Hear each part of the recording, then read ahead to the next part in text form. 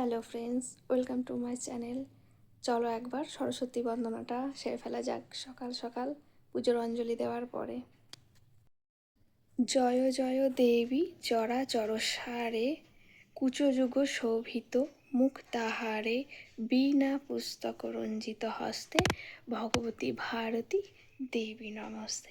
শুভ সরস্বতী পুজো সকলকে এবং শুভ জন্মদিন নেতাজি সুভাষচন্দ্র বসু।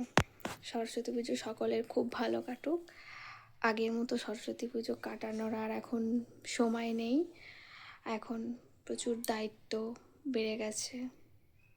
আগে বিয়ের আগে খুবই মজা হতো, আনন্দ হতো, বন্ধুদের সঙ্গে সকলে হলুদ শাড়ি পরা, সাদা শাড়ি পরা, তারপরে অঞ্জলি দিতে যাওয়া। তখন বাড়িতে সরস্বতী পুজো হতো না, যেটা এখন হয়, ভালোই হতো, খুব মজা হতো। কিন্তু সেই মজার জায়গাটার এখন কোথায় হারিয়ে গেছে।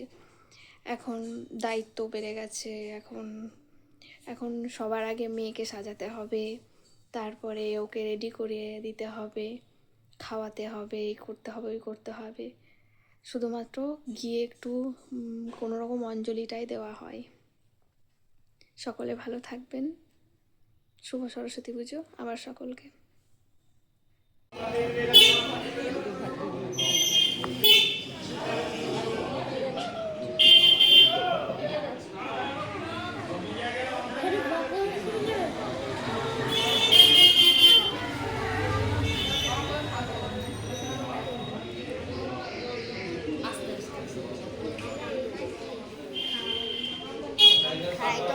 মাম্মাম, ওমা তাকাও, তাকাও একবার, একটু হাসো,